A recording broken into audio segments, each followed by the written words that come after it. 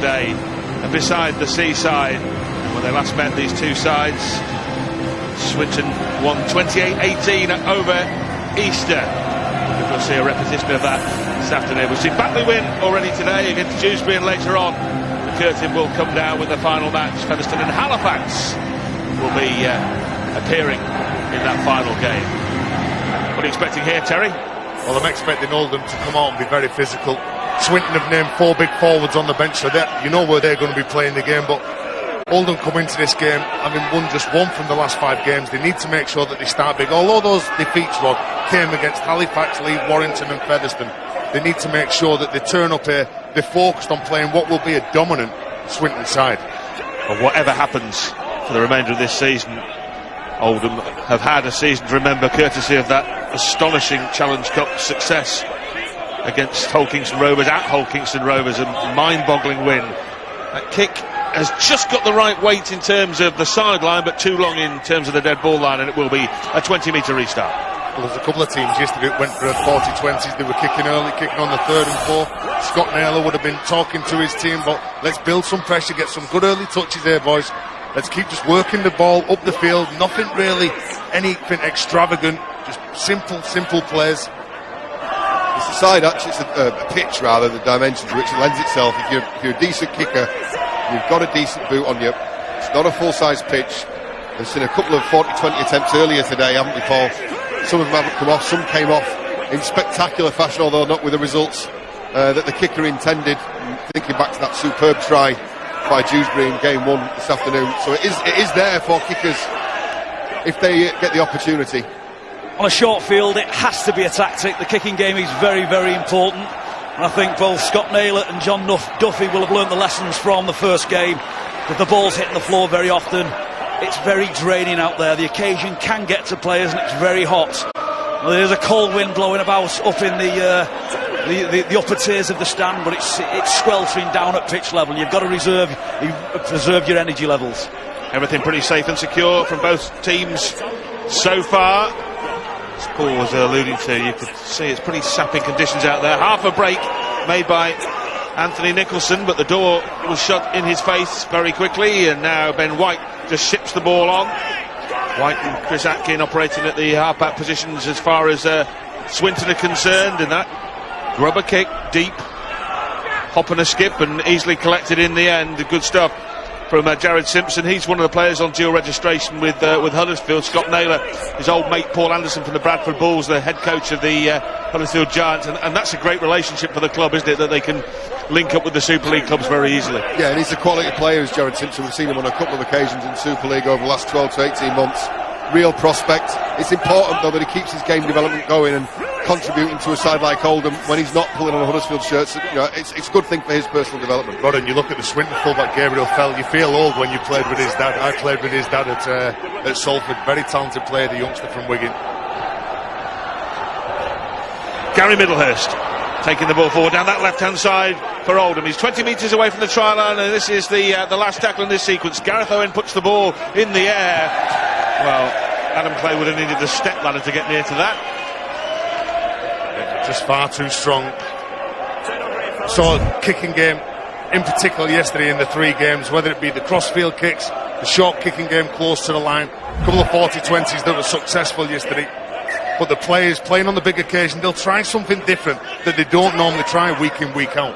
Just skewed off the outside of his right foot there, and you've got to be a little bit more accurate. Again, just to reiterate, it is draining out there, and if you've got good field position, at some point, if you squander it and turn it over so easily, they'll come back and get you.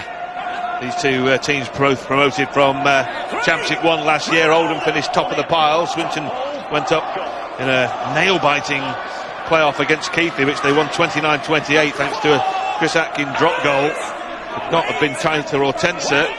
They both made their way into the Championship, whereas Brian was saying before kick-off, it's become a little bit more difficult for both these clubs, and now they're just hoping to survive in the second tier of rugby league. It's a great kick, that. Yeah, that's more awkward.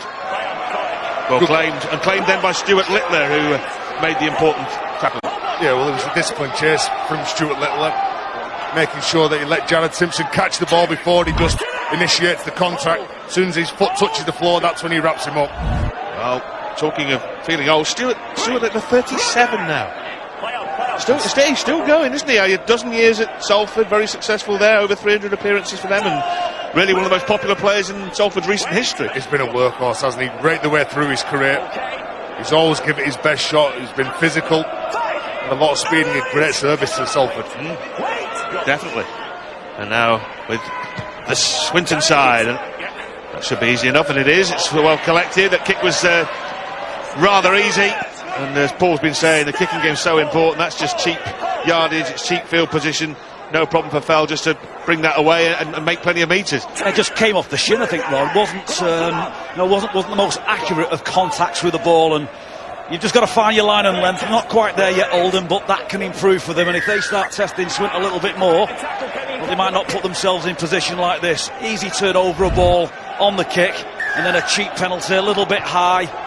Bit of nonsense on the floor, and you don't want to be going backwards in this heat. That was a great return from Liam Marshall. Goes between two players, accelerates through the gap, and then you can see the last-ditch effort to just slow that player the ball down. Well, here's the first real attacking opportunity for either side. It comes as the clock ticks round to the 6th minute, and it's Swinton in the yellow and blue. Well, that seemed to go forward, and whether it did or whether it didn't, it's been picked up by Oldham. Picked up by Liam Johnson. They're going to get a penalty now. And it comes off the back of a really superb defensive read by an Oldham player who flashed across your screen. Yeah, Danny Langtree it was, John. He made the right decision at the right time there and forced that quick tip on. He's looked strong in defence in the early stages of this game, Danny Langtree. Put kick pressure on. Here he is carrying the ball. So he puts the pressure on in the defence, and then he's there to take the ball forward. Well, Swinton's first attack came to nothing very, very quickly. Let's see what Oldham can produce this time as Powerfree spins it from right to left. 18 metres out from the try line as it's picked up by Gary Middlehurst. Middlehurst now within 6 or 7 metres of the line. Promising position here for Oldham. Hughes is in there at dummy half. Kenny Hughes. Powerfree ships it on. Atkin came out to make the stop, came out of the line to make the stop on Langtree. Hughes again now for Oldham.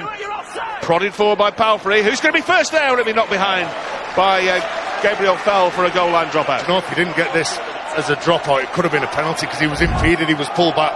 Again, nice little neat kick, and Owen was the man who was pulled back in the number 20 shirt. He goes through, and I'm sure it was Ben White who impedes him. Look, he beats him, has a little tug on the shirt. Well, what's the best decision there then? The dropout favours Swinton at that. If there's a penalty conceded there, well, it really should be penalty Oldham 5 metres out, and they've got away with one of Swinton. Well. Someone was in an offside position there and injured when the goal line dropout was about to take place. And there we go, back in play, and Oldham will get another set here. Repeat set from the halfway line. It was a good little kick through from Powerfree that forced that goal line dropout. And now Tyler Dickinson does some of the hard work, get his side back on the front foot once more. Middlehurst involved once more. He's seen plenty of the ball in the first 7 minutes or so. 20 metres out, central position here for Oldham. What can they produce this time? That's Tom Spencer carting it up to within 8 or 9 metres. You feel that the alarm bells will be ringing here for Swinton. Ball out the back door. Powerfree picks it up once more. Langtree then gets it out to the right wing to Clay, and Clay trying to squirm over the try line. Great hands, Rob. Great hands, wasn't it, from Oldham? Very progressive, very ambitious stuff. Weren't playing safety first stuff there. This will be the 4th tackle. They're still 10 metres out. Hughes from dummy half. Scampering run up to the try line. Didn't want to offload. Doesn't need to offload. He's got the ball down. And I think this is going to be a try. It's given. It is given. Well, it looked like his momentum was going to be stopped, but he kept on moving, kept on squirming, and in the end, Terry managed to spin over and get it down. Yeah, well, it comes and run from Tyler Dickinson, who hits a real strong hard line. He leaves a couple of players on the floor, and then Hughes just gets on it. All good hookers do. They get out from dummy half, they spot a weakness, and they'll just go, they'll back themselves, won't they, John? There was the second run in the set from Dickinson. This was the earlier passage of play. Oldham shipping it through the hands. Clay just not able to find the chink that he needed to get through and score, but it indicated what was coming. I actually thought Kenny Hughes at this point, he was looking for a line from the likes of someone like a Tyler Dickinson. There was nothing there for him, so he had to go himself. just gets over the second effort. There's enough there to suggest to the referee that a try should stand, and it's first blood Oldham. Well, the best way to defend your try line is not be there in the first place, without a shadow of a doubt. Swinton guilty of giving away cheap ball and cheap penalties at the other end of the field. And Palfrey just strokes that through, no problem at all. Turns the 4 into 6. Well, I mentioned Tyler Dickinson hitting a good line, and sometimes it doesn't look too big, but when you go forward and you just play the ball, you come off the back of some decent play the ball, some decent field position. Tyler Dickinson sets a line close to the sticks. As soon as he sets this line, it doesn't really look like anything, but what he's doing, he's setting up the play. Comes off a strong carry, spins out the tackle, gets down, plays the ball, and you can see he leaves somebody on the ground. And as soon as he leaves somebody on the ground, then all of a sudden Kenny Hughes has gone from dummy half. Well, Palfrey kicking his first goal of the afternoon. He kicked 6 in that monumental win over Hull KR, and he's got over 700 points for Oldham. He's really a machine for Oldham. They lead 6-0. What could be a very important afternoon for them, and they look to get in and amongst the teams just above them. They built pressure very well. The kicking game wasn't absolutely perfect, but they improved it as they went on. That delightful kick where they got a repeat set was very, very well weighted. They built pressure. They're going to get better field position now with yet another unnecessary penalty from Swinton. And they're invited Oldham to come and have another go at the try line. Yeah, Josh Barlow conceding the penalty. Just the arm up, a little high around the neck. It's cheap possession and territory given to Oldham. Yeah, and last time they were able to then force a goal line dropper off the back of the field position, and from that they were able to score, and they're threatening once more here, Oldham, to avenge that defeat that they suffered at Swinton's hands earlier in the season. That's Gary Middlehurst again running down the left centre channel, putting pressure down that left hand side. Hope runs into Nicholson, Barlow, Hughes now, Palfrey stepping, taken down by Conor Dwyer. 2 tackles left here, and they're right on the line again. Langtree, and that's another try. That's another try from Danny Langtree. Saw the opportunity and took it. What a great start for Oldham, back-to-back tries. And what a great start for Danny Langtree as well. He's been absolutely brilliant. And Scott Naylor, a little smirk on his face, knows that his side now have got a decent control in this game in the opening 12 minutes. But the high shot from Barlow just leads to the field position for this Oldham side. You just keep giving them the cheap meters, they'll keep marching you up the pitch, they'll shift the ball from one side of the pitch to the other. If they need to play direct, they'll play direct. If they need to go into contact, they'll go into contact, look to play. He pumps the ball, and that is a great read from Langtree. He started this game very well.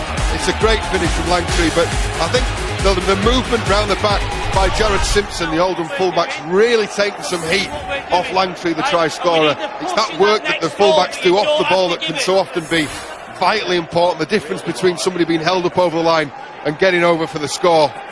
Impressive contribution without even touching the ball from the fullbacks. Well, up to 4 tries for the season, Langtree, and he has a double-figure try tally in 2013, 2014 and 2015. Got a little bit to go before that sequence is extended, but that will help. Palfrey, lovely, just strokes it through. 12-0 to Oldham. Well, some warning signs here for Swinton. Oldham dominant in the early exchanges. You can see the coaching structure from Scott Naylor. The right bodies are in the right place at the right time. Not perfect by any stretch of the imagination, but they're doing more than enough. And if Swinton keep giving them the ball, they're going to make them really pay. Oldham have not won away from home in 2016 in the league. This, of course, would not count as an away win. It's a neutral venue, but they've struggled away from it. That's what just makes that win at Hull KR just even more remarkable. Yeah, and Swinton need to get hold of this game. They're up against a decent Oldham side who turned over Super League opposition, and all of a sudden you look at Swinton's last form in the 2 games previous, and they played Lee and Bradford. They conceded 102 points. That's not good enough. Oldham, after that cup win, then went on to lose to Warrington heavily, 70 points to 10, but they did have the temerity to take the lead against Tony Smith's troops as well, but before the Wolves got a grip on proceedings to move into the quarter-finals of the Challenge Cup. Well, they've proven one thing already, Oldham, is they can win a big game when it's needed. And this is a big occasion for guys who work in the Championship. Part-time players have to do a full week's graft as well as the rugby league duties. And they want to play football. Barlow again went in heavy. Could have been penalised. The kick will come, middle of the field, just inside their own half. Splits the full-back and the left winger, picked up by Liam Marshall. Marshall comes forward, but he's met by a red and white brick wall, and he's going absolutely nowhere there. Where'd you go from there? That is full of energy, that, isn't it? You can tell that Oldham had all the ball.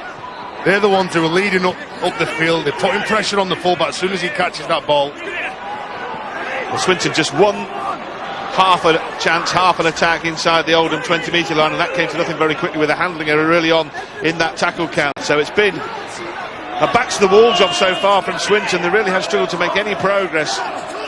Now they're inside the Oldham half. White just prods it forward.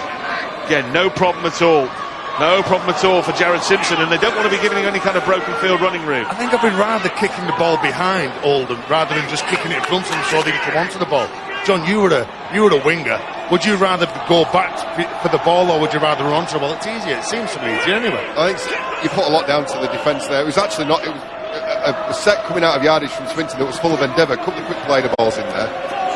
The Oldham the pack line and the front line defence did a fairly decent job, which kind of limits your kickers' options really. Oldham playing short side. They're looking a lot more full of ideas. Dangerously skirting to the touchline there. Yeah, in short, you always want to get the ball on the front foot as a receiving as an outside back. Here's Gareth Owen with the kick, batted back and then I think probably knocked on, and that was the referee's view. Turnover. It's Warren Turley, referee, and Swinton survives. Swinton get the ball back. Well, if I was the coach, John Duffy from Swinton, I'd be saying maybe, look lads, take the ball in here, win a couple of plays like they have done here, and let's just kick the ball away from our try line.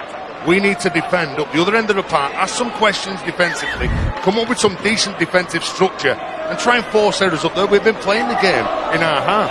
We can't do that. Will Hope's arm straying high. Penalty to Swinton. They'll restart on the halfway line. And Huddersfield Giants taking the lead early doors at Widnes. Widnes lost 8 Super League matches on the trot. If they lose again today, it will be their worst ever succession of defeats in Super League.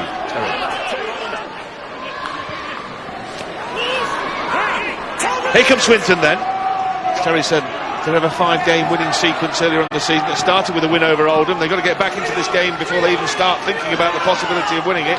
Conceded 2 tries already to Hughes and Langtry. Is this a chance for a fight back? Nicholson was involved. Good ball movement here from right to left, trying to get Liam Marshall into a spot of space. There wasn't any, so he had to come back inside.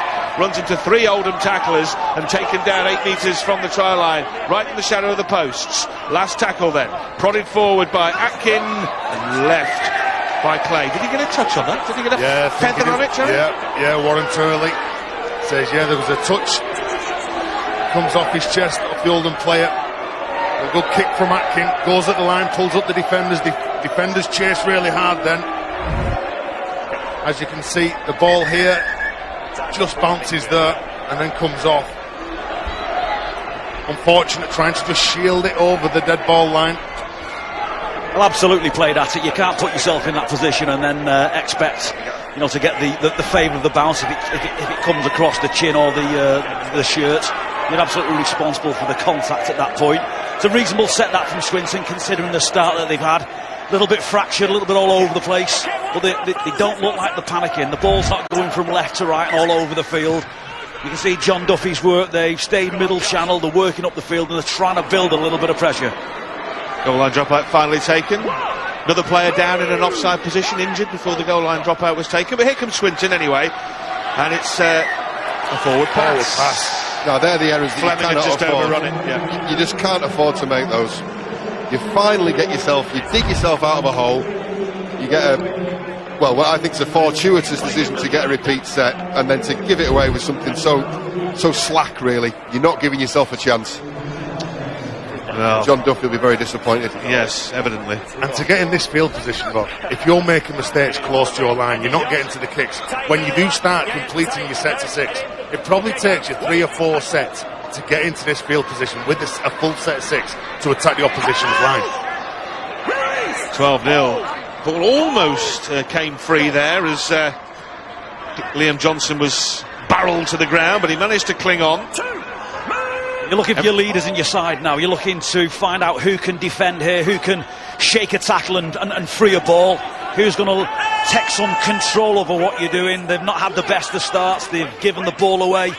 Cheap penalties. Someone from Swinton's got to stand up and take control of this group. It's forward past that. Inside ball looking to target some of the Swinton defenders that might have switched off. Fleming makes the tackle on Burke. Ward now in the headgear. Wrestled to the ground. Last tackle here for Oldham. They move to the left. Owen just puts it on the toe. Right for the corner and just too strong. There was 2 or 3 Oldham players hunting what would have been their third try. Yeah, it was a 4-on-4 on the short side. Picked it up, puts it onto the boot, and unfortunately for Oldham, hits the corner flag, 25-metre tap. They need some speed here. Getting out from dummy half, going forward as they look to shift it to centre field. Stu Littler. Well, he won't take a backward step, will he? I'd want a little bit more push when me guys going at the line. They tend to be a little bit one out, so the Oldham defence can read it. There's 2 and 3 bodies in every tackle. Swinton not pushing it wide, not taking too many chances. You can do yourself some favours. That's it. Get some push-ups. Just text the defender off. Get a quicker play of the ball. Halfway through the first half, or thereabouts, as Barlow is tackled. White, last tackle for Swinton. Anthony Nicholson, well, suffice to say that wasn't the end to the set that John Duffy was looking for. He was never even allowed to. That was great work from Gary Middlehurst.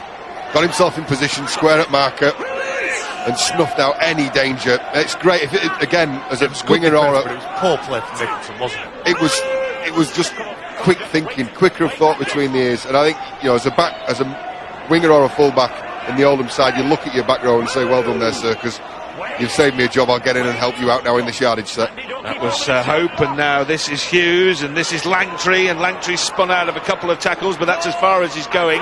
10 metres inside the Swinton half of the field. That's ricocheted off about 2 or 3 players. It's picked up once more. There's a try on here for sure. This is a walk-in. Absolute walk-in for Palfrey. Well, what has he done there? I don't think he gets this down. Well, I don't either, but that was an absolute walk-in, wasn't it? It was a sitter. It was a dead set sitter. It's Liam Marshall who's tracked back. And if this is actually called through as a no-try, the left winger for Swinton, Liam Marshall, needs to take a massive bow. Because this for all money, once this ball's been played at... Well, once this is picked up, John, it's a try, isn't it? To all intents and purposes. Yeah. For all money, this is a try from here. It was just a case of Palfrey getting himself in a position where he could receive the ball. He's got the ball in the wrong hand, but they always teach you, never give up. Yeah, you put the ball, transfer the ball into your left hand, get rid of the defender with your right hand. Marshall, he's been really strong carrying the ball, but what about this for strength? He turns him over, and he still has the presence of mind. His arm is still under the ball there, and he spins him over. So not only does he get the ball, but then he spins the Oldham defender over. That's quality, isn't it? This is pure strength, this Rod. It's an exceptional piece of defensive work, as John Wells was alluding to, but do you blame the failure to score on Palfrey, or do you credit Marshall, John? No, well, I'd certainly credit the defender there, because it's not just about the physical execution of preventing that ball from touching the ground, it's the attitude as well. You know, having gone 12-0 down and refusing to let that be an issue on what looked like a breakaway try. The video referee will confirm what we all think, that that's a superb piece of defensive work from Swinton. That is great defence, but poor attack. Put the ball in your left hand, look to get rid of the defender. Look to get rid of the defender with your right arm. All is it the old handoff, Rod? I think he lost his line with the post, Terry, if I'm not mistaken. He just saw that post looming up, lost his concentration for a fraction. And you're quite right, 10 out of 10 for that defensive effort. Absolutely superb. Hooked onto the ball, rolled it over. Took all the energy away from Lewis Palfrey, who doing a fantastic job himself in getting to that position in the first place. And Swinton just breathed a sigh of relief. On-field referee gave no try, confirmed by video referee Gareth Hewer, fresh from refereeing Hull against St Helens yesterday afternoon. Huddersfield Giants 10-0 against the Widnes Vikings, who, having topped the table there on the season, are going to be in very, very, very great jeopardy now of slipping into the bottom 4 in the next few weeks. Well, I mentioned a few moments ago about Oldham just not getting it absolutely right. The lines of run and the timing isn't perfect, but they're still 12-0 in front. You know, so there's a lot more improvement yet in the Oldham ranks, and Swinton can't gamble with that, because if that clicks, they could be 24-0 up at this point. You know, Swinton have to be able to get to the other end of the field, play conservatively if need be, but don't keep giving the ball away. Well, we saw Scott Naylor there. It's his 94th game in charge of Oldham. A very successful spell it's been too. He's won 62 of the previous 93. The Coach of the Year in National League One last year. That was a good offload, in fairness to Rob Lever. Third tackle, so Swinton, having survived that scare at the other end when Pomfrey came very close to making it, well, would have been 18-0. You'd have had to have given him the kick from bang in front, but now only 12-0, and suddenly John Duffy's team on the attack once more with White, and now Thornley, and now Atkin, and Atkin is wrestled to the ground, he's corralled by Johnson. White again, involved in the play, dropping the ball off very gently and simply and keeping things under control as Braycheck gets to the line. And he's held up. Oldham's outside defenders are moving up really, really quick, so if the ball goes maybe through 1-2 sets of hands, a short lead could be the option. Andy Braycheck, that really good spell at Warrington between 05 and 08, and also Halifax. Is that bringing back happy memories, Paul, is it? A few nightmares just flashed between the ears. Oh dear. Well, that's another story for another day, Rod. Oh, and coming up at 5:15, Halifax versus Featherstone. Sky Sports 3 at 5:15. Swinton found themselves in almost an unusual position in this game so far. Then they were on the try line, they were looking good, and they were getting repeat sets. It's something they need to anchor onto. Good defensive set here for them, no penalties, and almost they can find themselves back in the game. There was a moment when you thought they might be completely out of the game when we saw Palfrey striding away before Liam Marshall managed to somehow get his arm underneath him and deny a third try. We've already seen 2 so far from Hughes and Langtree. Well, for a moment they were both going for the same ball, but in the end Marshall said, "That's mine, I'll have it." And now what he's got is 2 Oldham men all around him. One of them is Ward, who wrestles him down. And what they need to be, Swinton, when they're defending, they need to number up, because there's a couple of occasions in this game where they've got 5 defenders on just 3 attackers, which means that they're short on the other side of the ruck. They need to make sure that they just switch over, they push the teammates over, because any good halfback will spot that. Littler plays the ball just about on the halfway line, and Chris Atkin goes for a little canter inside Oldham territory. They're slow to come off him. Referee waves play on, however. White puts his right boot to the ball. It's in behind Oldham this time, and G trying to shepherd it over the sideline. I think has probably just about done that, but it was very, very close. And in a moment there, it looked like it might just stay in play and there won't be some danger for Oldham, but in the end, it just dribbled over the sideline.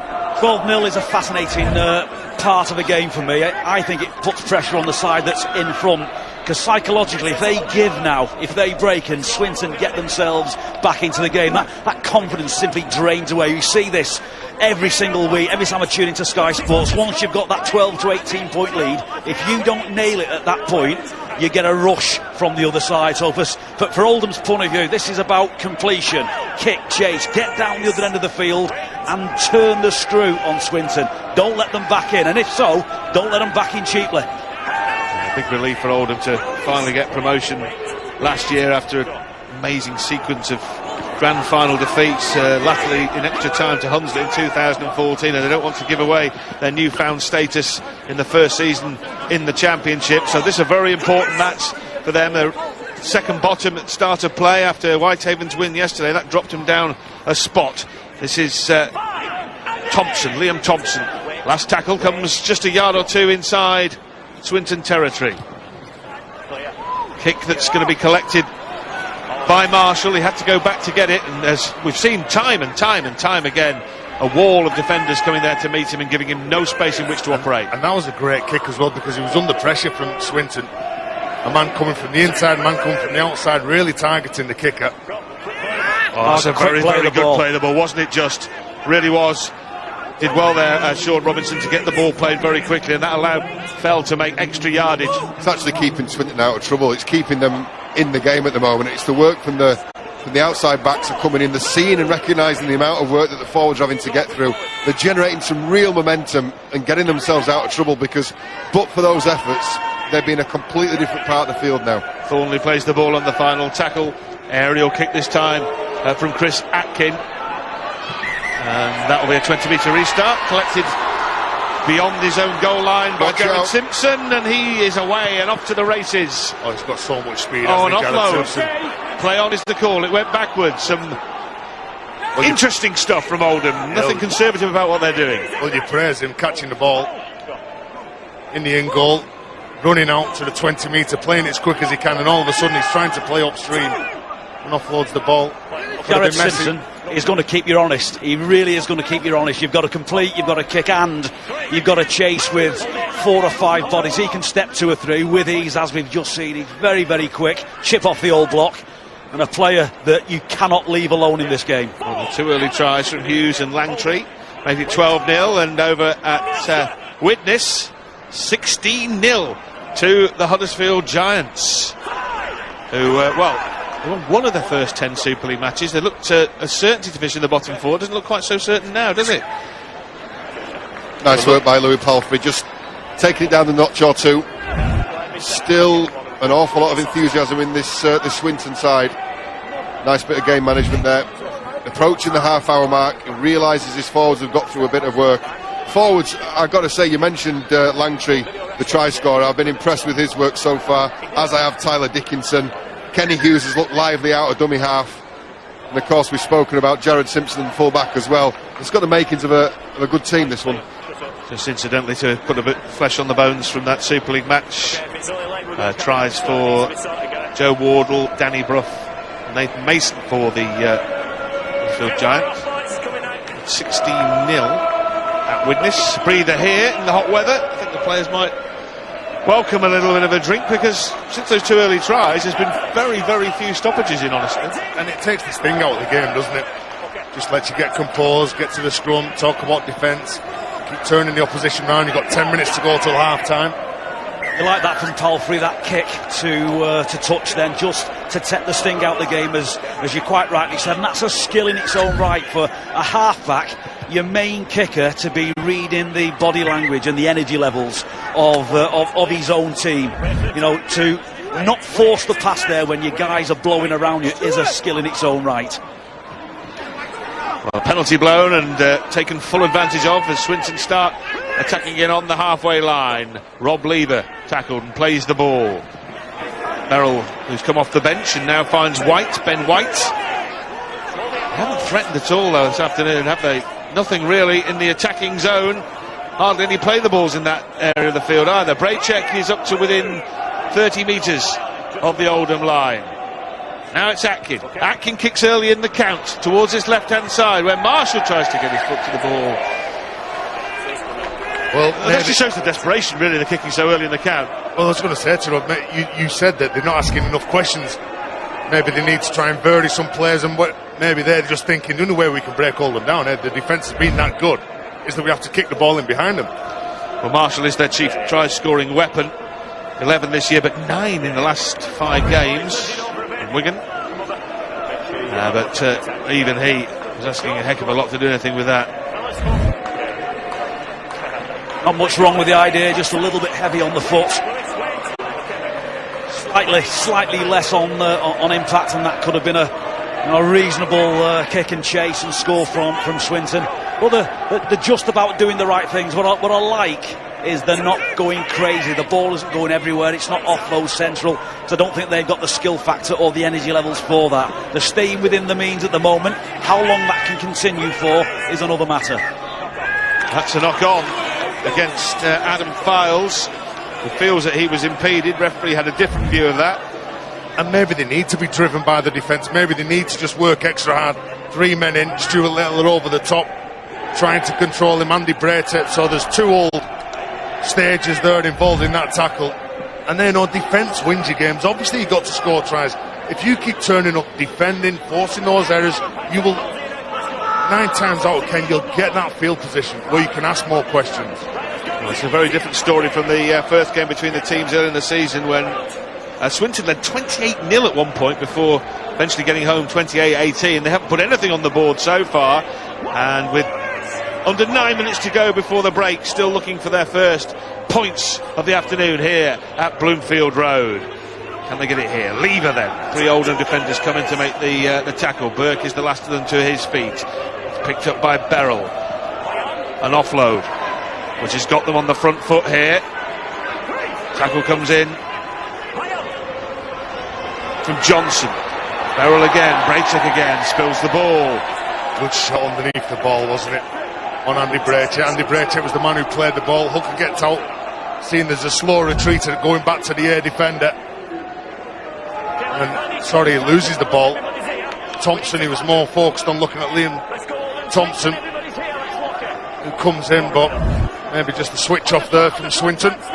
Even in their own 10 or 15 metre area defended, it looks a little comfortable for Oldham, and that could be their own downfall. They're 12-0 ahead, they're completely in control of this game, but they haven't completed a set since that kick went into touch from Palfrey a good 5 or 6 minutes ago.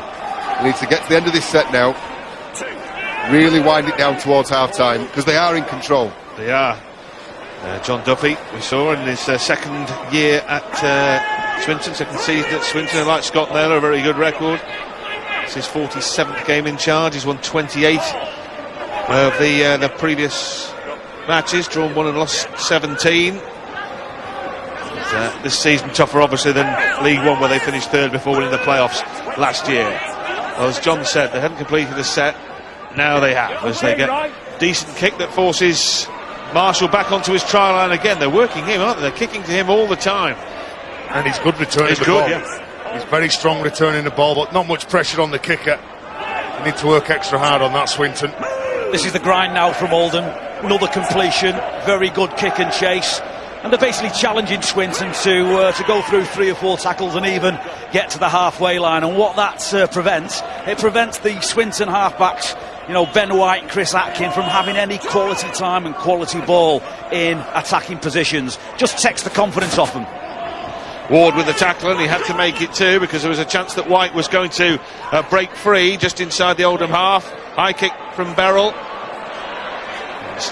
He makes it look very easy, Jared Simpson, in his 3rd appearance for Oldham. But as you mentioned earlier, John, there's a Super League quality and class to him, isn't there? Yeah, he just looks very, very comfortable. I mean, one thing the Beryl kick wasn't, it was high, and it asked a couple of questions in terms of its trajectory, but there was no pressure. It's a little too easy for somebody of the calibre of Jared Simpson. Oldham, they're proving that they can mix it up the middle as well. Swinton have looked enthusiastic coming out their own area, but that's killing them. The discipline, it's happened a couple of occasions in this half, is really handing the initiative to the Rougheads. And he gives that penalty away because the Oldham player plays through the line, and he got Dwyer around the back of the ruck, and any defender wants to get in front of the player the ball. He shakes the head as Oldham go for 2 points here. Take it to 3 or more tries that they will need to get back in this game. Do you agree with the decision to go for 2? I do, John, yeah. I think Oldham are by far the better team. I think they're on top. 5 minutes to go, mate, before half-time. Take the 2 points, maybe knock another 30-odd seconds off this. Get through a couple of sets of 6. And Scott Naylor, well, he'll take any points. Doesn't he look relaxed? It looked like that when he was playing. Yeah, he did, didn't he? Socks rolled down around his ankles for those of us of a certain generation in that great Bradford side. He had, when we were younger, same age as me, Scott Naylor, he had the best mullet I have ever seen in my life. Palfrey. Yeah, good kick. Straight down the middle. And a 3rd successful kick for Palfrey. It's 14-0. I think Palfrey's done enough in this game so far to earn the respect of let him make his own decisions. He's picking when he wants to kick, when he wants to run the ball. He's getting the feel of his own forwards on their energy levels and how they're going so far. Steady away, a gift of 2 points for a kicker of his ability. And so far he looks like he can run his side down the park. John Duffy down at the sidelines now. ready to have a word with his players, and that will be in the half-time interval, which will come up in around about 4 minutes' time here at Bloomfield Road. And John Duffy was an intelligent half-back, wasn't he, Rod? And he knows that standing on the sideline, looking at what his team are doing, they're just not asking enough questions. They're not moving Oldham around. Look, you can see when Oldham going to the play the ball, they're going direct, they're squaring up the defensive line, they're tipping on. They've got real support, genuine support when they run the ball. Langtry is held, hopping around on one foot before finally getting the ball played, and Burke will take them over the halfway line. Last tackle for Oldham, and they've every right to just play conservative rugby league towards the touchline, and they'll get the bonus. They'll get the second prize of a knock-on from Sean Robinson. They're looking to just... They were looking to get the ball into touch, weren't they? Waste a bit more time. Robinson, the ball touched a wicked bounce. It's going all bobbling along the ground, and all of a sudden the last bounce bounces up into his chest. So you get more pressure close to the line. It's a difficult one when the ball's rifled towards you like that. Sometimes it's harder to get out the way. You're almost forced into challenging for the ball. And don't forget, they had a decent kick chase as well, Oldham. He had people in his face, in his eye line. Yeah, as you say, John, easy with hindsight to say he should have just shouldered arms and let it go. It didn't see a ball, the temptation is to try and play it, obviously, isn't it? John was the master of that knock-on. Dear. Oldham then, off the back of that scrum win, Palfrey has the ball in his hands, and they move from right to left. They're threatening a third try, and if they get another one, that's G, they get another one here, well, that will be a big lead, wouldn't it? It could be 20 points in front by half-time, and that would take some getting back for a Swinton side who haven't really looked like scoring at all in the first half. Littler wraps his man up. 3 tackles left for Oldham. Palfrey, bullet pass. Langtry has already scored once, looking to make it 2. 3 of them come in to wrap him up, and they had to. Fouls at dummy half then for Oldham. Goes himself. Has he grounded the ball, or has Chris Atkin got underneath it? Warren Turley is not convinced. Look, I don't think there was enough of Chris Atkins' body underneath him. Obviously the referee Warren Turley thinks that is a try. That is no try, sorry.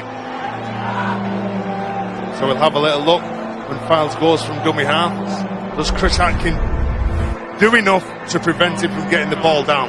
I think you're going to struggle to find any evidence. I got to say straight away, because there's bodies all over the place. He's in between 2 players though, isn't he, John? But that's why we talk about the decision here. No try. You were going to find it incredibly difficult to find evidence to overturn this. That's a try. Chris Atkins' body is not underneath Files. This is a try. He goes in between 2 Swinton players, and because he goes in between 2 players, he doesn't land the ball on his leg. I think it's on the ground. The problem the video referee's got, he's got to find evidence of the ball on the ground. I understand your argument that he split 2 defenders there. There it is. So the odds are that... There's your evidence, There's John, the ball. There's the ball. There's your evidence there. There's the ball now. It's touched the ground. There. Is that a ball or an elbow? That's Atkin's elbow. He's grounded that ball. You can't as a defender get underneath someone. Look, he's got his arm wrapped around the ball. That is the only contact really Atkin has got with the ball.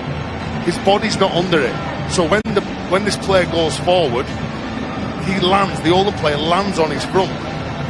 John Wells's face is showing a picture of scepticism and incredulity at O'Connor's rambling. I think the point that we're all trying to make, the decision you have to make as a referee takes on extra significance, doesn't it? When you're finding it so difficult, you're pointing at an elbow, Terry. I'm pointing at the ball, John. I'm pointing at the ball.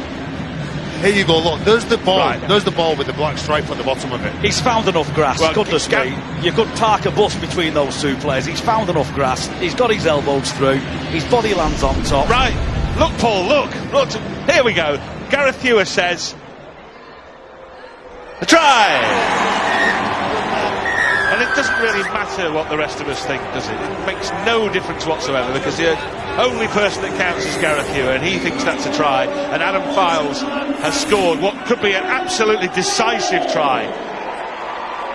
It's 18-0, and with the way Palfrey's kicking, every chance of it being 20-0. Let's have a look again.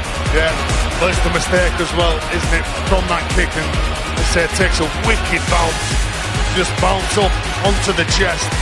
But then, as soon as he picks this ball, he's gone between two players. And because those Swinton defenders cannot wrap the ball up, they can't position their body underneath the Oldham player, there's sufficient evidence there all day that that's a try. I think you'd have to say that it's I think I beyond any reasonable doubt that the ball was down at some point. This is the vagaries of the system though that we've got, because if that seems referred up as no try, then the video referee is forced into providing sufficient evidence. That's a live call as well, though, John, from the referee to make that live call, thinking, I think the swing player's underneath him. But from seeing that evidence, you can overturn that evidence. Yeah, I'm seeing something you're not then.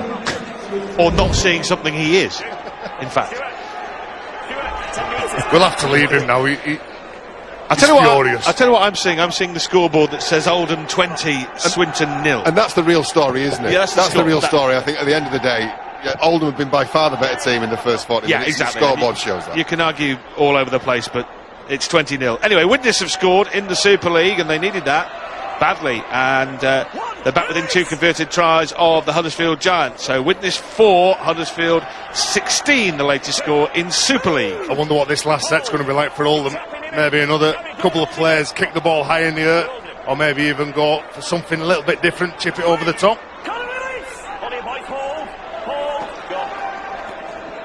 Into the closing 20 seconds of the middle match of day 2 of the Summer Bash here in Blackpool. A win for Batley. Looks like it will be a win for Oldham, and then Featherstone versus Halifax in the final contest of the day. G runs into 2 Swinton defenders. This is the last tackle. Will they just put it over the sideline? They will indeed. And that will take us through to the interval at Bloomfield Road. A very, very good 40 minutes work for Oldham and Scotnale. Tries for Hughes, Langtry, and then Files just before half-time. 4 goals from Palfrey. A commanding position for Oldham. They lead Swinton 20 points to 0. Yes, thanks very much, Rod. Plenty for John Duffy, the Swinton coach, to ponder. Scott Naylor, the Oldham coach. You'd imagine he would be pretty confident going in at half-time. His side lead by the 20 points to 0, and they have really dominated the first half of Game 2 on Day 2 of Summer Bash 2016. We're going to have full first half analysis coming up after a very short break in the company of Paul Cullen.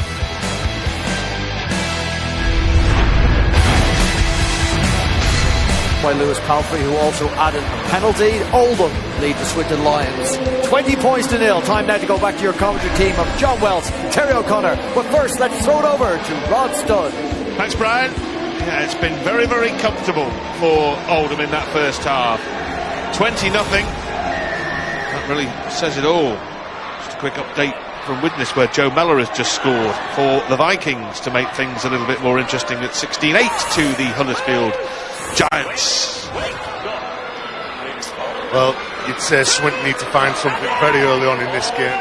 In the second half, the opening 10 minutes, they need to come up with some points. They've tightened up the defence as Ward makes a mistake. Penalty, no. Well, strip. Yeah, that looked initially as one of those that could be called either way, but the referee, Warren Turley, saw it as a definite strip. It was a high tackle. He's given the penalty away for in the end. That's not a high tackle. Is he really? That's not a high tackle. He's given the penalty away for high tackle. Well, unfortunately, not a high tackle. That's criminal. They've not found touch with the penalty kick, and that's a reprieve for Swinton. It is, absolutely. Cardinal sin, not finding touch with the penalty. So it matters not whys and wherefores of that anymore. Swinton have an attacking opportunity after the failure to find touch, and the Mellor try was converted. So 16-10 to the Huddersfield Giants as Chris Atkin goes through a hole which is closed up, but only just before he gets to the try line. A couple of metres from the line. This is their best chance to put points on the board, and it couldn't be coming at a better time. Right at the start of the second period. This is the last tackle. Ward makes the tackle right in the shadow of the uprights. Have they got anything up their sleeve here? Fell is being enveloped. He gets the ball away in the tackle. The offload. Is there a chance here? Perhaps. Macaulay Hallett. Has he managed to spin over the line? after the offload from Fell. He has, and that is exactly what they needed to happen. A try inside the first 2 minutes of the second half. Yeah, well, they came out with a bit between the teeth, didn't they? Chris Atkin going at the line at speed, two plays previous. Hallett goes in for the try, and that's sheer determination when he hits and spins and gets rid of a couple of Oldham defenders to go in for the try. But exactly what John Duffy's going to be all about. As Paul was saying, this is criminal. You can't find touch with your penalty, and then all of a sudden you're under pressure. You are then defending in your own half. The ball shifted out. Chris Atkin again goes at the line. It's a 3-on-2, gets a wonderful offload here to Hallett. But Hallett's determination beats a couple of defenders. Great effort. It looks like they have the words of coach John Duffy ringing in their ears from the half-time team talk. They were very, very direct. We didn't see them go forward like that at all in the first 40. I think Swinton can improve. They still were very much one out. Well, the winning collisions, they're on the front foot, and they drew first blood. Left-footed strike from Atkin, and that's a tremendous kick from that far left-hand touchline to make it 20 points to 6. But he converts the try, but I think also he set this in motion, set the wheels in motion. Look at the way he's taking on this defensive line. We've seen precious little of that from Swinton this afternoon, and that sent that Oldham defence, certainly gave them something to think about. And then when you get a nice piece of second phase play like that and some determination shown by Hallett, Swinton have dragged themselves back into the game. Well, they were waiting for an invitation for mine in the first half with Swinton, and their approach second half is to kick the door down and go in feet first and cause a rumpus, and that's what they're about. The kick-off fielded. Let's get down to the sideline and get the half-time news from Angela Powers. Angela. Thanks for that, Rod. Well, John Duffy was pretty scathing at half-time. We'll be very, very pleased with that start to the second half. But at half-time, you said that in the first half, they just sat back and waited for Oldham. They didn't look like a team that had been coached, and they hadn't done what they said in the week. He wants to get back to them, to the game plan, and to see some character from his team. And from Scott Naylor, the Oldham coach, he says he wants to see nothing different, really. It's boring and simple in the first half, but it worked against Swinton. Don't give them field position, that's when they're at their most dangerous, he says. And he says if he can play the second half as they played the first, he'll be ecstatic. Thank you, Angela.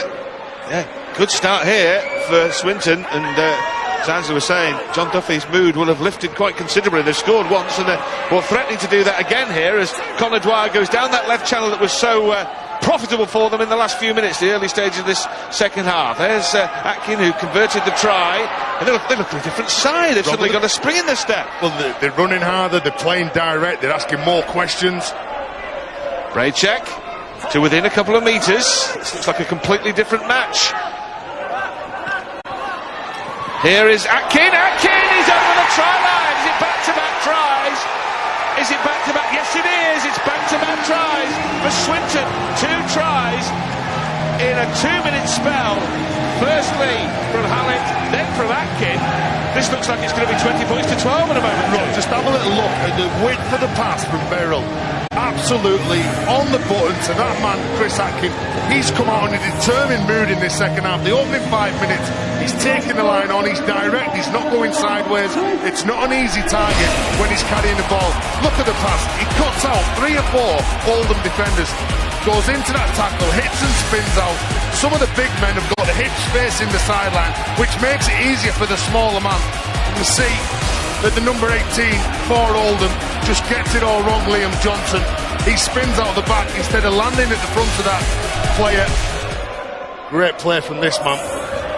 Well, we spoke about tempo at half-time, and Swinton have took off the dinner suits. They're rolling the sleeves up now and they want to play. Half-backs who run at the line are priceless in rugby league. Those that want to pass and kick can get measured. You can work them out. Atkin converts his own try. And Atkin is benefited. He's been the one who's been listening. This was a run a couple of minutes ago, straight at the defensive line, that in the build-up to the Hallett try. Said we'd seen precious little of that from Swinton. And then you go back to just a second ago, again, once again, taking on the defensive line, really positive play, and he's rewarded for that in the best way possible. Yeah, and there are no holes there. They've not gone through massive gaps because of misreads in defence. They've simply seized the initiative. They're going at the line, stepping off either foot and trying to find their way and force their way through gaps that really didn't exist. Well, Chris Atkin, a try and 4 goals against Oldham earlier on in the season, has got Swinton very much on the front foot here with 8 points to his name in the first 6 minutes of the second half to cut Oldham's lead to just 8. Well, isn't it easier when your forwards are running harder than the opponents are willing to tackle them, they're landing on the front, all of a sudden it gives you something to play off. Well, if you knew why players suddenly play completely differently, you'd be a millionaire. Was his foot in touch there as Jared Simpson went scampering down the sideline, batted it back into play, and now goes crabbing across the field. He's run 100 metres, only 2 of them forward, and now he's taken down just inside his own 20-metre effort. Boy, he's got some pace. Very, very coolly, calmly done by Jared Simpson. 8 up the ground. Now they get the penalty off the back of it. Offside called from Swinton. Arguably, they've got a little too excited following the positive start to that second half. But the fullback read superbly the attempted 40-20. Kept it in play, and now Swinton, well, they pressed the pressure release valve for Oldham. Even though they give this penalty away, Rod, there was no line speed in the first half. They can't go away from that. Simpson is quick, very, very quick.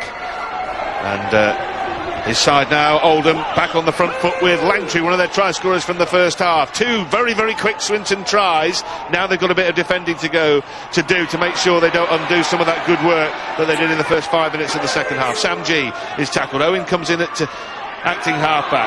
Middlehurst drops it off to Ward, and Ward is over the try line. The question is, has he got the ball down? Michael Ward is held up.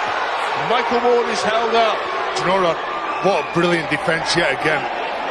Ward actually leaves go of that, tries to kid the referee that he's grounded, the ball spins out the tackle, gets rid of Fell, or he thinks he does, and then just hands the ball over. Michael Ward, very big friends with Sean Robinson on the Swinton side, and would have loved to have gone over there. Liam Marshall's dealt with a lot, hasn't he? Well, that's some great rearguard action, isn't it, from, as you said, from Marshall and from Gabriel Fell. They sensed the game, or the momentum was swinging again. That's superb. That's top-line stuff from the fullback. Yeah, Fell just somehow got his arm underneath the ball when it seemed a certainty that Ward would score. Now we've got an injury for Hallett, who started the fight back from Swinton. Well, again, just running into the heart of the defence. Problem with his ankle. Runs hard, picks out a couple of players. There's no footwork there, just wants to keep pumping his legs. Just gets trapped underneath. Is it Liam Thompson? But he's okay, he's on his feet. Well, Ward, what great work from Fell. The awareness, knowing that the big prop forwards picked it out, you're the last line of defence, and you've got to get your hand under that ball. You talk about key moments in games. I'm just going to say that could be a game breaker. Given the start that Swinton have had to this second half and the shell-shocked way in which Oldham have had to put up with what's been coming at them, that contribution at the other end of the field where all the action's been in this second half, that could be a massive turning point in this match. Atkins' kick to the try line and beyond and over the dead ball line. 20-metre restart for Oldham. He's having a bigger influence in the second half, isn't he, Chris Atkin? His running game, his kicking game. John Duffy, I'm sure, would have given him direction at half-time. This is what I want you to do. This is what I want you forwards to do, to give us a platform so we can play off the back of it. Well, they've done that. You now know the halfback's on the field, he's taking charge. Poor field position first half from Swinton. The halfbacks never really got into the game at all, let alone try and take any control of it. But you now know this is an even contest. Play on was the call as the ball got spilled on the half-lay line, and Langtry is doing just that. It's going to take 2 of them to drag him down a couple of metres from the line. Langtry cannot get up and play the ball. The referee is happy to allow that to continue as Simpson goes in at dummy half. He goes himself, he runs into traffic, runs into Rodri Lloyd. They've still got 2 tackles left in this sequence. Files drops the ball off. Good defence. Very good defence. Very good defence to deny Joe Burke. Files looking to pinch a try. Ward has knocked it on. It's come loose. Picked up by Oldham. It won't matter. Knock on, hand over, turnover. Call it what you will. Swinton will get the ball back. It's amazing how your mind changes and your focus changes within 40 minutes. The first 40 minutes, you're back that they'd concede a try there. But they've come on in the second half, they look a different side. They're getting the bodies in front, they're talking, they're helping each other out. And I tell you what, there's some tough carries coming in here. Well, playing and coaching rugby league is a great occupation when it's all going well. You get found out when things are going wrong, and you have to respond, and you've got to do something about it. And the Swinton players, again, they've ditched the dinner suit. The sleeves are being rolled up, and they've got themselves back into this game. Well, the whole tempo of the game has changed. It's now all about pace. So it was pedestrian in the first half. It's completely different here as the kick comes from Chris Atkin again. This was a short in distance but long in height, and for a moment it confused Oldham, but they managed to pick up the ball, and it's picked up by the fullback again, Simpson. This time no room in which to work for the Huddersfield man on dual registration. Couldn't go anywhere that time. Clay comes away from dummy half, over the halfway line. It was an attacking kick, wasn't it, Rod? There was no distance on that. They wanted to get the ball back, but unfortunately for Chris Atkin, not one of his teammates competed for that ball. An interesting situation now for Oldham, because they're now playing a completely different side to the one that they were beaten 20-0 in the first half. Do they stick at the game plan that got them 20-0 in front? Do they stay patient and work on their own skills, or do they have to come up with something different? Well, what they're looking for here is more points. They don't want to sit on the 20 they've already got. G finds Holmes. I think they've probably thought at half-time they probably had enough points. 20 looked like it'd be enough, but not anymore. As G tries to get to the try line, the ball has come loose. He's dropped it in an attempted act of score right now. What the referee's going to check here is, was it stripped? I think.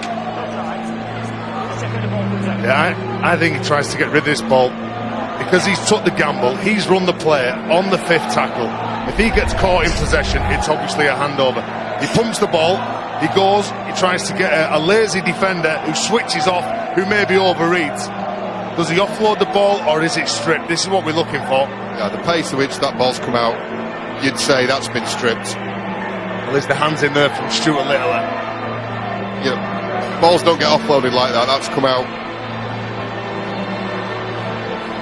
But as soon as he goes into that tackle as well, he knows he has to lose that ball. So whether it's clever play from G as he goes in, and he just says, yep, if you want your hands around the ball, I'll just let go of it.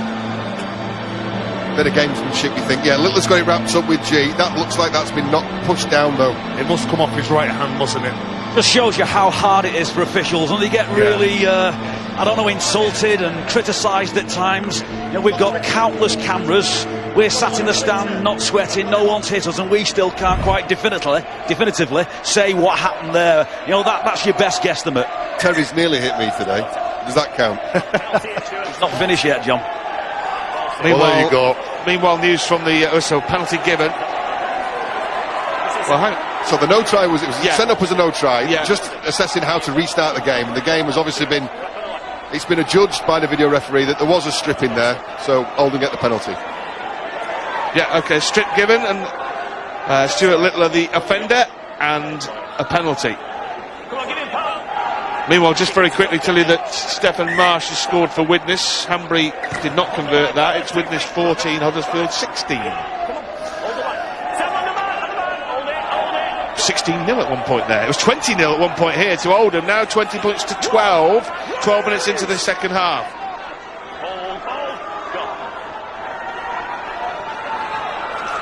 No one's jumping the line from Swinton here now. They're caught in two minds, Oldham. Yeah, they don't know whether to stick or twist now. Ward was hoping to get an offload there. He's already been very close to the try line, in fact over the try line, unable to ground the ball earlier on in this second half. Here's Ward. Oh, he offloads this time. Well, it was a decent offload, I thought, but it wouldn't. Able to reel it in was Liam Thompson, and now at the other end off a free play. Swinton are trying something absolutely spectacular. Oh, did it stay in play? Unlucky for Liam Marshall. It was brilliant stuff, wasn't it? It'll go all the way back. It will go all the way back because of the free play. But what about Fell? Well, the combination between the two of them is fantastic. Fell, first of all, you're right, to actually want to play on at this point. Keep the ball alive. This is great, isn't it, John? Engineered the space there with a little dummy, and then that's just, well, that's really positive, progressive play. He's been impressive, Marshall. On he has. I mean, you remember what he was doing at the other end of the field when he was coming back and making try-saving attempts in the first half that were important in their own right and keeping Swinton in the game. Oldham really positive efforts like that. Sorry, John. Oldham were just a fraction off with that play, weren't they? What I liked about the Swinton defence, as a coach there, you want everyone to stay in the line. No heroes, no villains. Don't fly out the line and try and solve it, because, you know, it's a wing and a prayer. Don't hang back and invite a gap or a hole. Stay in the line. They just about did enough to get in the eye line. You know, great play from both sides. Oldham were a fraction off. On the 53-minute mark here, 20 points to 12 Oldham on the hour mark at Widnes. Widnes in front 18-16, Terry. They've done well to come With back. Corey Thompson, the try scorer. They've done well to come back from that, losing 16-0 and then, as you said before, losing 8 games on the bounce. Quite a fight back for the Widnes Vikings, and if we were to win, the teams currently in the bottom four would be well adrift. Interesting developments in Super League here at the Summer Bash. Swinton trying to stage a fight back of their own. Their confirmation 18-16 to the Widnes Vikings. Another missed conversion from Rhys Hanbury. Otherwise they could have been further in front here.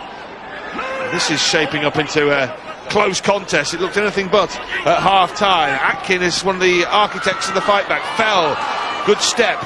Looked to get it wide further to Liam Marshall, but he decided against that option. This is the final tackle. What have they got this time? Atkin will no doubt be at the heart of things here for Swinton. The left-footed, high-hanging bomb towards this right touchline. Stuart Littler is underneath it. Littler manages to offload. It went backwards. It's a back to one. It's another set of 6 tackles here to Swinton. It was touched by an Oldham hand. It's second prize. The ideal result, a try, but this isn't a bad second prize for Swinton, who are looking here for a third try of the second half. And are only a metre away from the try line, as you can say. Beryl in at dummy half.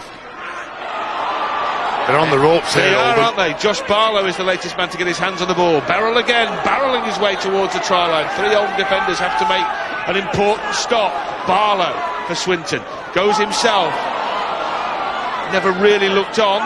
He had a different view of it from pitch level. Beryl again, directing the traffic from right to left to Atkin.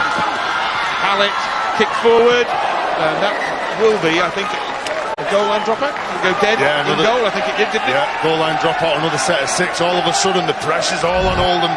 You can't cope with the speed of which Swinton have come out in this second half, shifting it from one side to the other, but real intense pressure. Some good strong surges from the forwards, getting them upfield. Then they'll ask a couple of questions, and then the kicking game has been causing problems. Now, Oldham are going to be under pressure here now defensively, obviously, because they've got another set to defend back to back. At some point you'd be wanting your halfbacks to try and work out what you're going to do on the next set when you get the ball back. And for me, this is classic 40-20 time. You need a breather. All the pressure's been on Oldham. Swinton have got the ball. They've got field position. They're draining the energy tanks of Oldham. At some point now, you've got to try and turn the tables. Hold your set out. Think about your kick on your next play. Scott Naylor doesn't look quite as relaxed as he did in the first half. In truth, that'll be a penalty, and that's just going to add to the pressure and add to the problems. Can you remember in the first half when the likes of Fleming and Barlow were landing on the front, getting numbers in and winning penalties? You only do that when you're running hard and you're earning the results from those penalties because of your efforts. Converted try would get them back within a couple of points here. Swinton, Littler runs into Spencer and Dickinson. Beryl is there, he's having an increasing influence on proceedings. Barlow stepping, Barlow looking to offload. 2 Oldham men knock him down. Again it's Beryl as they shift from right to left again, as they have so often in this game. Atkin managed to get it out wide to Marshall. Marshall has to come inside because there was no room on the touchline. Still going round in circles here, and in the end taken to ground by Danny Langtree. A couple of tackles left here for Swinton. And all the pressure in this second half really have dominated like Oldham dominated the first. The kick comes from Chris Atkin towards Littler again. It's spilled. Oh, and there was just a chance there for Robinson. Well, they've done just well. A chance. Yeah, they've done well there, Oldham, because Swinton favour that right to left shift, because Chris Atkin is the man that eventually dominates the play and calls the ball. So Oldham's right hand side defence gets tested more than anything, and when it doesn't work, they then kick to this side of the field. So Oldham have done exceptionally well there to marshal their defence and hold their line out. For me now, what are your halfbacks going to do? How are you going to get to the other end of the field? I'd like to think they're 6 and 7 are thinking about how are we going to kick the ball now. Can we expect to go full length after we've defended for so long? Probably not. Get behind your kick. Well, if Oldham hang on, they will move up a spot in the table above Whitehaven, who beat Workington yesterday. But Swinton could leapfrog Dewsbury and Sheffield, who've both lost during the summer bash. They could go up to 12 points. Those two teams I mentioned have only got 10. So a chance for either team to make some progress, and a chance for Oldham to make progress here because they have a penalty. Well, looking at clamping all of the ball here from Hallett does that. Unfortunately, has a little tug of the ball. And this is just cheap meters, Rod. All the hard work that they've done over the last 5 minutes, keeping Oldham near the try line, asking those questions when they've had the ball, and then all of a sudden they are now defending in their own half. And that's the third way, isn't it, Paul? You were talking about, do you look for a 40-20? What do you halfbacks think of? The other way, the third way, the way that which Oldham chose was, well, play with some enthusiasm, get a couple of offloads in there, and challenge the Swinton defence. They feel under pressure to give away a penalty. Hope thought he should have had a penalty there. Hughes, this is more promising as Spencer takes it up. Spencer reversing towards the Swinton try line. Suddenly Oldham have upped the tempo a little bit here, looking more threatening. Kenny Hughes, Owen gets away, just half away, then throws an offload, picked up by Spencer once more. That seemed to be knocked down by a Swinton hand, and the referee shares that view. Hughes, so they're going to get another set of 6 from here. Doesn't lead to offload, but has done to Palfrey. Palfrey has the ball knocked down, and that will be a knock on by Swinton. They'll get the scrum. They'll get the new set, providing they win the scrum. Yeah. Oldham's ball. Well, goes to the first knock on, which was by Swinton. At the start of this half, you saw a complete change in tempo and attitude from Swinton. Chris Atkin really decided to roll his sleeves up and take the ball to the Oldham line. Oldham have an opportunity now. They have possession, they have territory. I want to see how their halves are going to stand up. It's amazing how one penalty can change the flow of a game. They've hardly been here, have they, for the second half? G.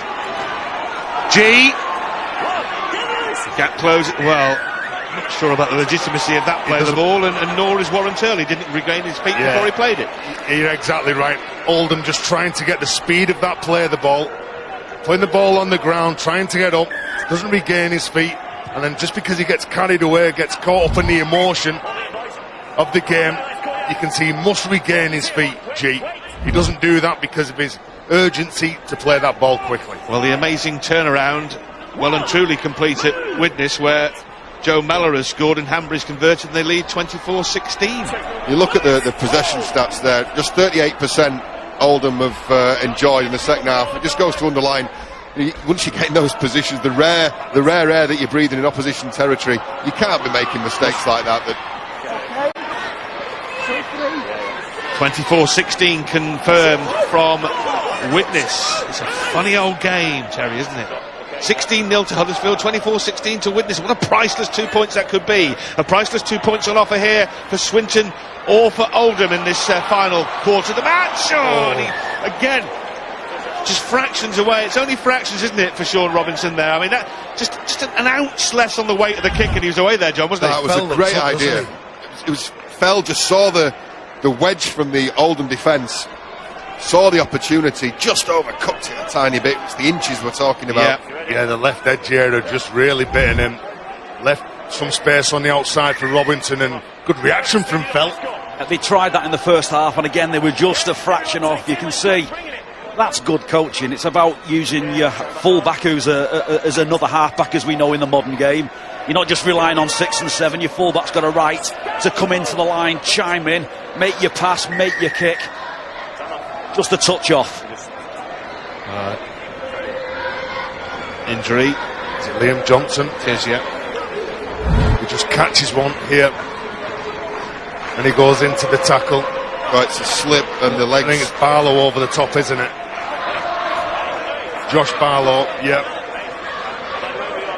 There's potentially 2 injuries there. There's a groin and a top of the head.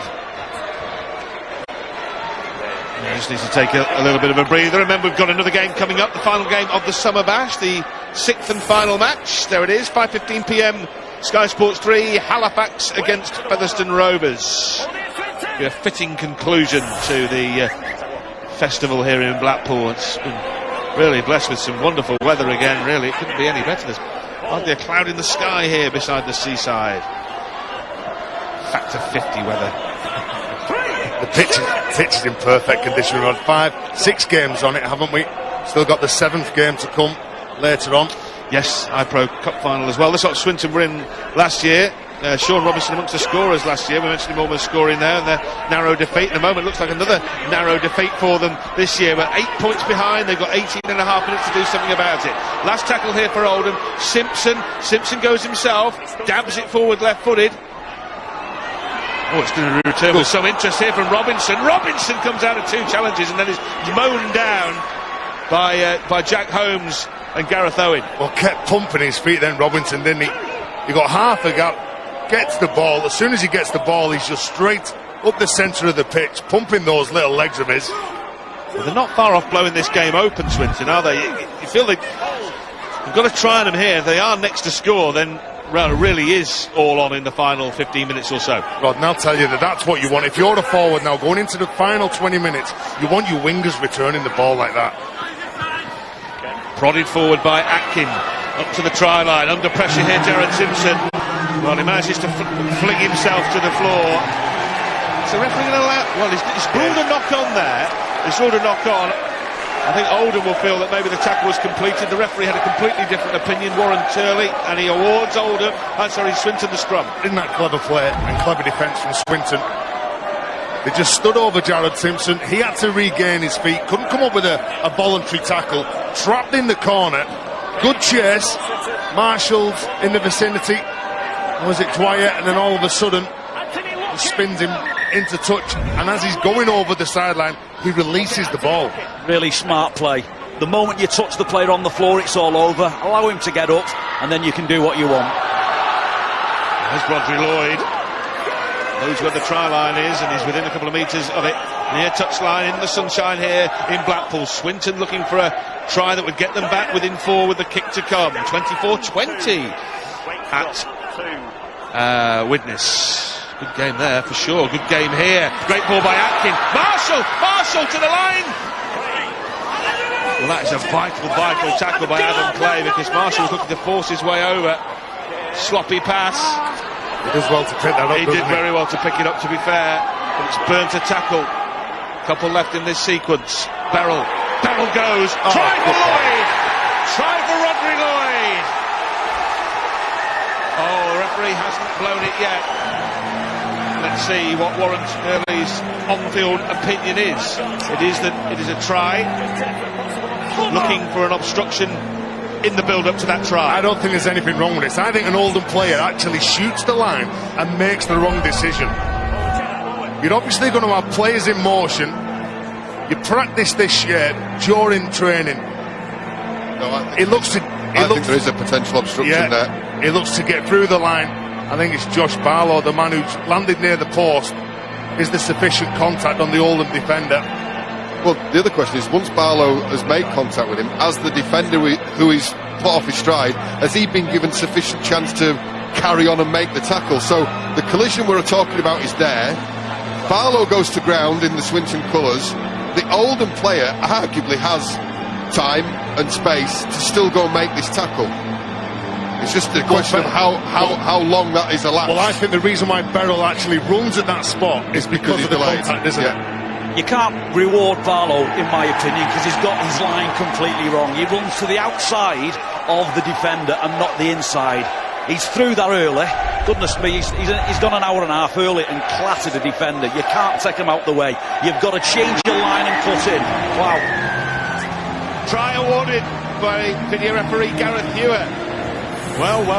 20-0 down, and off the back of that Rodri Lloyd try, 16-20. Kick to come. Well, Rod, it was sailed up as a try from Warren Turley. And I think the reason why Beryl runs at this gap is because Barlow makes contact. And as soon as he's made contact, that's the gap that he goes at. And you'll see it from this shot.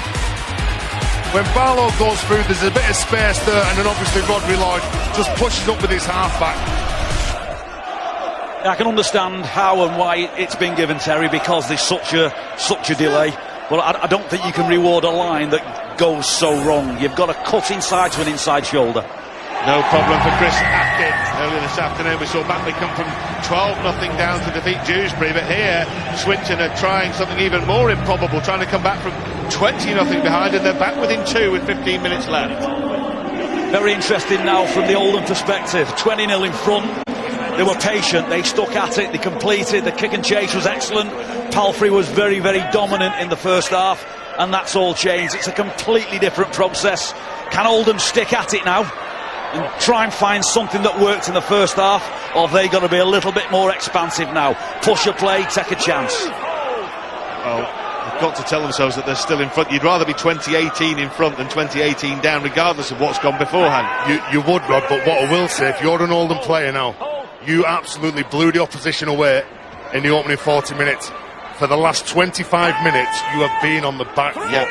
The opposition are the team that's playing more confident, playing with more confidence, and you're finding it hard to get a grip of this game. Oldham's best moment in the second half when Michael Ward got over the try line but couldn't ground the ball. Had he been able to get that down, it would have been a very different story. He didn't. This is picked up by Jared Simpson. Simpson just drops it off and says, "You have a go, Jack," to Jack Holmes, and they'll restart 20 metres from their own line. Let's give credit where it's due. Scoring 20 points in the first half takes an awful lot of effort and energy. You know, and Oldham put an awful lot of work into that first half. They've just been countered in the second. Swinton got the first blows in, and it's rattled them. That's a rattler if ever there was one as well. That's a good shot, isn't it? That rattled Liam Johnson, sure. Now it's Tyler Dickinson. Hughes.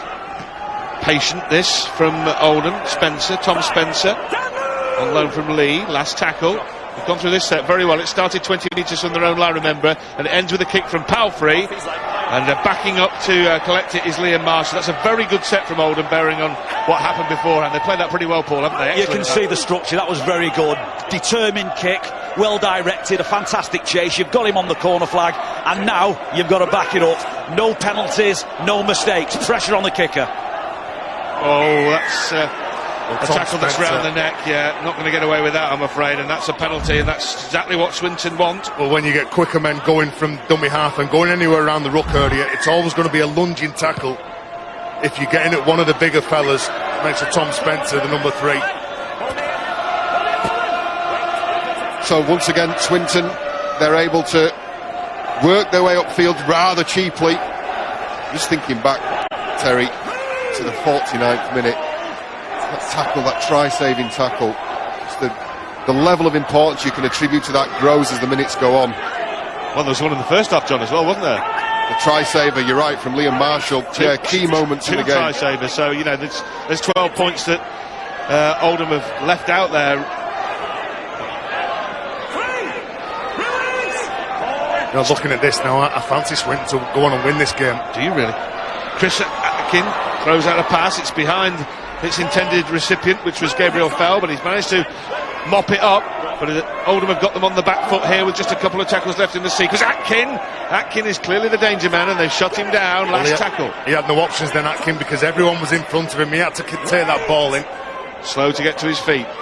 Plays the ball. Chipped forward. Oh, that's a wicked bounce all over the place. And a try. The ball bounced just absolutely perfectly for Matty Barrell, and Swinton are in front for the first time. Absolutely incredible bounce of the ball. Oldham cannot believe it. They had enough personnel around the ball, but it bounced absolutely spot on for Barrell, and he took advantage. Well, he scores the try, Barrell. No one on the right was expecting him to chip the ball over. He chips the ball over, he goes for it himself. He doesn't sit back, he doesn't admire the kick. He puts some pressure in, great play.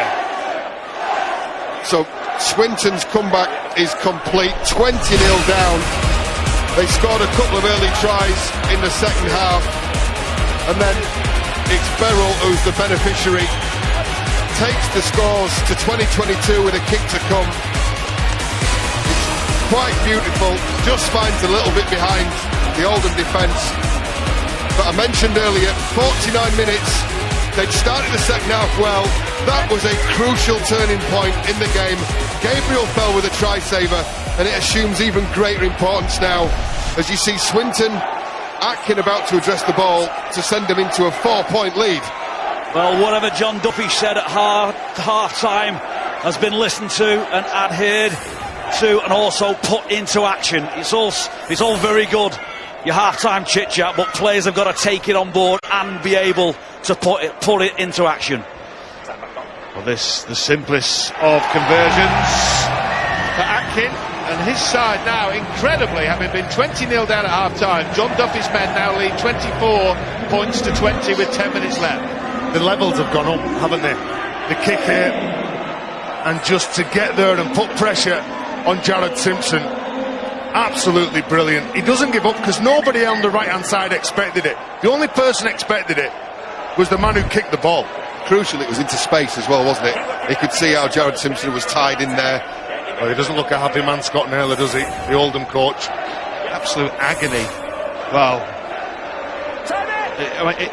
he can't believe it, and he's every right not to believe it. As Matty Barrell was kicking and chasing and beating 3 Oldham defenders in the frame to get the touchdown, arguably his best player of the first half, Lewis Palfrey, was taking treatment for an injury. They're losing the composure there at Oldham now. They're asking for, well, that's a knock-on. Everything that's going against them. That's a knock-on. And they're lucky to get away with that at Swinton. Wow. When your luck's in, John, your luck is in, my friend. Stuart Littler runs into Spencer. Well, it's just an incredible turn. At half-time, if you'd said that you thought Swinton could win, you probably would have been taken away for your own safety. What a kick that is! What a kick that is, by the way. Wow. That's sensational. Yeah, that's he really has just taken this game by the scruff of the neck, hasn't he, Matty Barrell? Yeah, absolutely brilliant play. But again, just have a little look. There's no pressure on him. Everything that Swinton have been doing in this second half is on the front foot. But they got some luck as well, didn't they? If you go back 30 seconds to the start of that set, there was an issue here from the kickoff. It's Beryl again. I mean, whichever way you look at that, you've got to say, and I think that's a knock-on, Terry. Do you know, again, I think that ball goes backwards and then he goes back behind the ball. Well, I think the actual, when he catches that ball, it goes backwards. Well, he's been Beryl the peril, hasn't he? He's been very good. Beryl the peril in the second half. As has this man, Chris Atkin, who's got the ball. Regardless of the opinions and decisions of the officials, Oldham can do something about this. They can capitulate or they can hold the line. I spoke about the 40-20 that I thought Oldham should throw in earlier on, and Swinton have beaten them to the punch. They can now defend this line and try and get themselves back into the game. One more try here from Swinton will finish it off. He's been finished off, he's been hurled into touch, and that is an escape as far as Oldham are concerned. Had they conceded there, it was game, set and match. Yeah, they needed that, didn't they? They did. Yeah, good work from the man in screen, Liam Johnson. Nice piece of... He was patient defence, actually. And you know, Palfrey holding him up, the number 6, waiting for the defenders inside to come across. Even takes out our Sky cameraman. It's there patient, you go. It's patient defence. Everyone's getting involved in that tackle. It's patient defence, Terry, because they're a nervous team now. They've had a number done on them since half-time, and they've managed to stay together as a defensive unit. Palfrey doing it a little bit tough. You're right, John. Palfrey doing it a little bit tough. His elbow's bandaged. When the try was being scored, he was receiving treatment from an innocuous bang on the other side. And he's the one, I think, that can get Oldham back into this game. You know, it's not a done deal. There's still enough time on the clock. Only 4 points separating both sides. And Oldham have proven they can score 20 points. They have come in one big block in the first half, and that's been repeated by the Swinton team in the second half. But you can't give this game away. Swinton won 28-18 when they met early in the season. The scoreline has suddenly become quite similar to that. 24-20 to Swinton. Oldham have somehow got to find something from somewhere. Remember, 20-0 they led at half-time and they were absolutely cruising. Anything but now. Now they're desperately looking for some points. Decent kick from Palfrey. Has he got a 40-20 here? I think he has, yes, he has. He has. Do you know what? I thought it just... Wasn't quite a 40-20, but yeah, it was. It's a great play. It's kicking on the third tackle. And the reason why some kickers and some teams kick early on the third play, maybe on the fourth play, it's because there's no pressure on them. No one's expecting it. No one's expecting that kick. You're expecting just to go through your set to 6, just march up the other end of the path, and maybe put in an attacking kick. You know, I don't want to say I told you so, but You just have. thank you.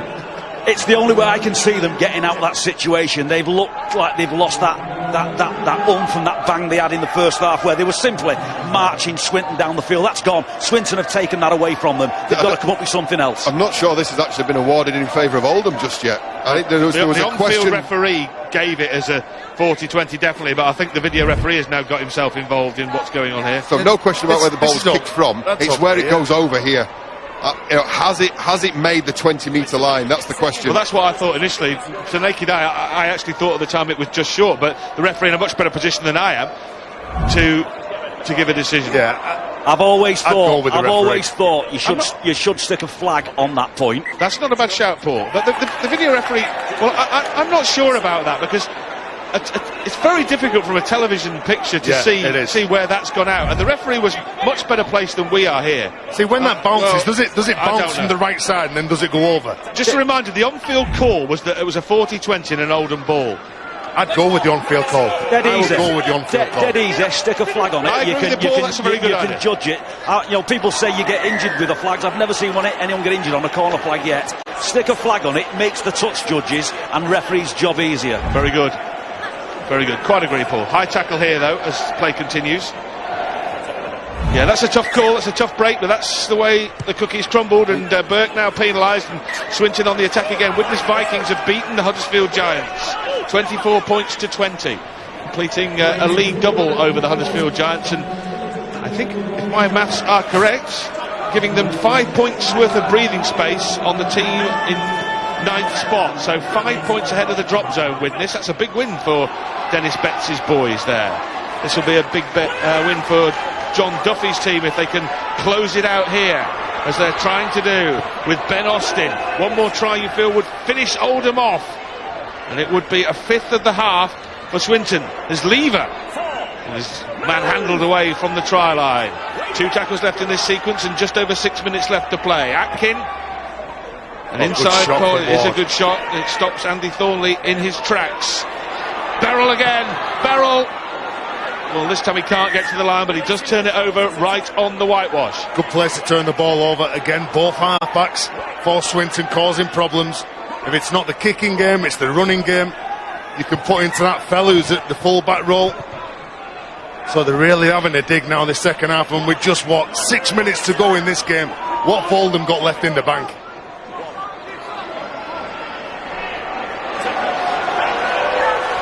Well, we've seen with our own eyes that Oldham scoring 20 points took an awful lot out of them.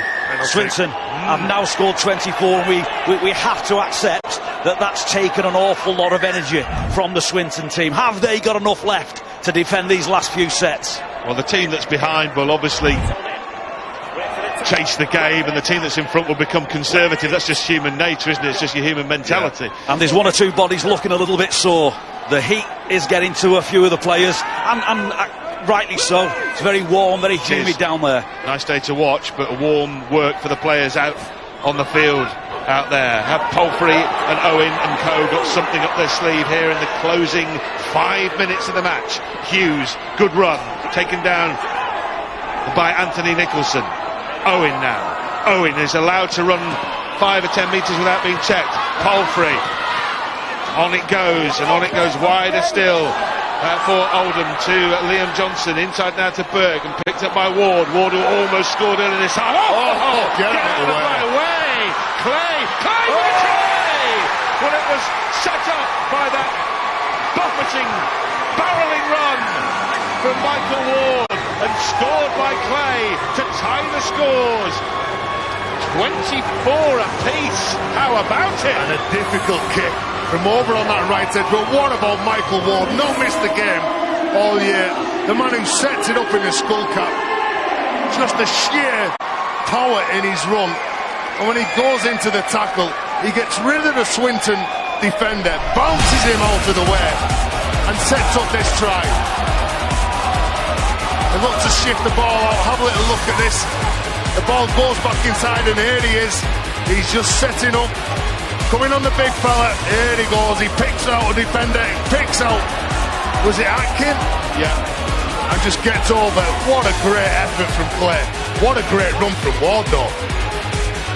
Well, now it's going to come down to this kick here from Lewis Palfrey, whose 6 goals against Hull KR were absolutely pivotal in that crucial win in the cup. He's 4 from 4 today as well, Rod, so he'll be confident about this. But it is a pressure kick, 4 minutes to go. All square at 24 each, and the clock ticking round towards 77 minutes. Brilliant. Oh, that's just swung away at the last. I'll tell you what, that looked absolutely on the money. Yeah, it did, didn't it? When he struck that looked absolutely brilliant. Stick a crossbar on top, Rod. Crossbar's the answer.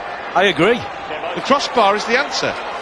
Make him 10 metres higher and put a bar on top. Thank you, Paul. Wow, 24 points apiece. There's the coach's reaction, Scott Naylor. He thinks that went over. I think you're looking at the wrong person. The reaction you need to look for is Palfrey himself. Nobody knows better than the kicker whether they've got that right or not. I've lost games. I'll stick my neck out. I've lost games on a ball that's gone right over the sticks, and it's a judgment, a two in goal that can't quite see. The angles aren't quite right. Why we mess about with such things, I don't know. I really don't. The man who sets the try up, Ward. Well, now it comes up with a strong run, Rod. Well, now we're in field goal territory, and we've got all sorts of controversy when that kick went over. I think almost everyone in the ground thought it had got over, including the kicker. The touch judges were... Here we go again. You're asking someone to guess where that post goes up to. You're asking them to imagine posts going into the sky like the beanstalk in Jack and the Beanstalk. And this is the man you need to concentrate on.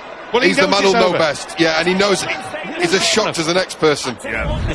Well, anyway, the bottom line is those 2 touch judges thought it missed, and that is the reality, and it's 24 each. And now Swinton are in drop goal territory here to win the game, aren't they, after the error that we just saw. So now they're setting up looking for a 1-pointer here with time ticking round to 78 minutes. As soon as you get that quick play of the ball, you just go for it.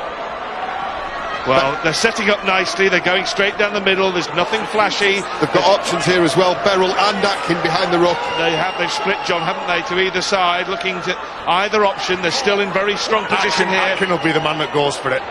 Back it goes. They didn't like the look of it. Beryl to strike the 1-pointer. To strike the 1-pointer that puts them in front now at 25-24. Well worked too, because it wasn't on the first time, the switch to Beryl who struck it home. Yeah, well that's what game breakers can do. Atkin knew that he was under pressure, Oldham put pressure on him, but here's the missed kick from Palfrey. I believe that went over. And you go to the other end of the park, there's Scott Naylor.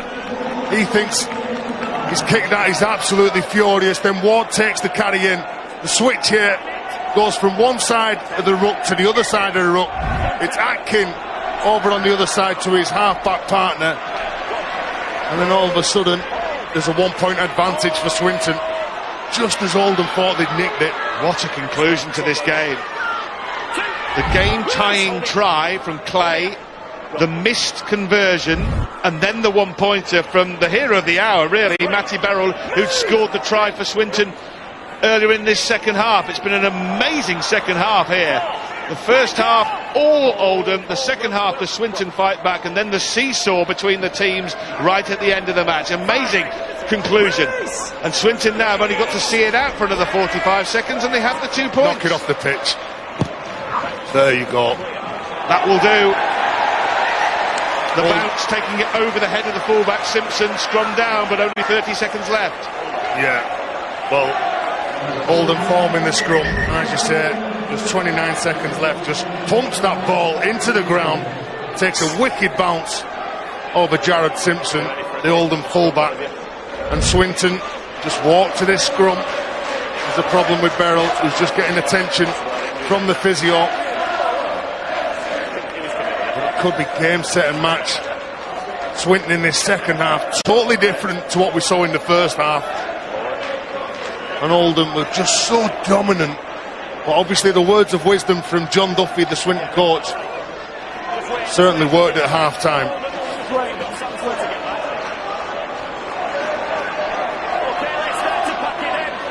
29 seconds on the game clock and 80 metres to go to the try line as far as Oldham are concerned. Well, if you're a Swinton defender, when you're hitting the man who's carrying the ball, you don't want to take him to ground, you want to hold him up for the extra few seconds. Absolutely. Are they going to try something out of the ordinary? A chip through, picked up by Oldham.